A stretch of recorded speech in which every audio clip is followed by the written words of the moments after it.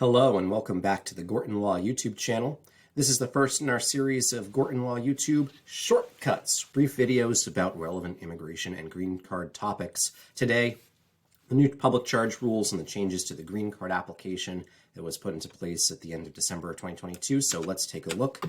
Here's some information right from USCIS themselves. If you file a green card application after December 23rd, 2022, you must use the new form and you must comply with the public charge regulations. So let's take a look to see what they're going on about.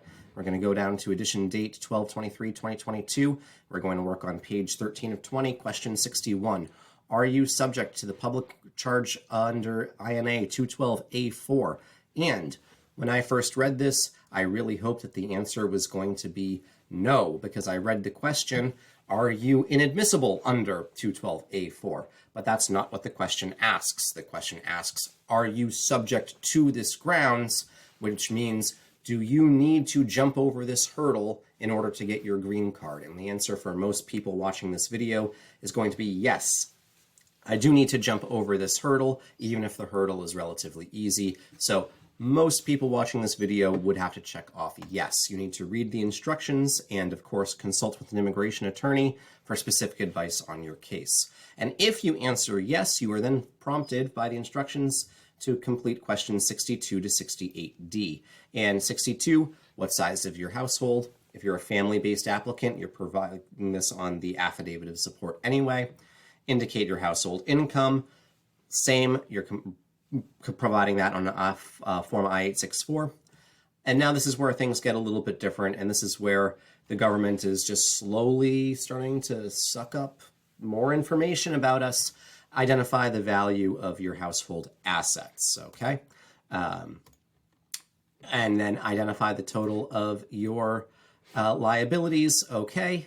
Fair enough. What's the furthest that you've gone in your education? List your certificates, licenses, skills, and work experience. And then question 68A and 68B, have you ever basically received welfare, cash-based assistance, or means-tested benefits? And have you ever been institutionalized long-term at government expense? And if the answer to these questions are no, you can skip 68C and 68D. If the answer to those questions are yes, then you have to provide your receipts and you have to show, what was going on with your institutionalization.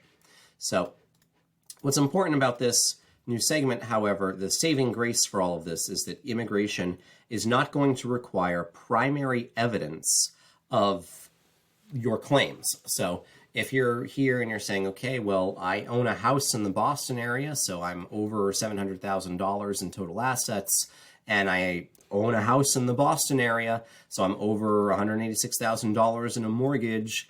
That would be a secured liability, and then unsecured liabilities, things like credit cards, car payments. Well, car payments are secured, but that's besides the point.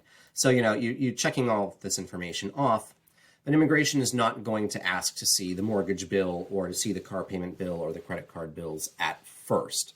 So you need to provide the information, but you do not need to document it. If immigration wants to see this information get corroborated, they will send a request for evidence, but that should only be done in instances where there is an actual concern that you are going to flunk the requirement of 212A4 and that there is going to be a problem with you showing that you will not become subject to becoming a public charge.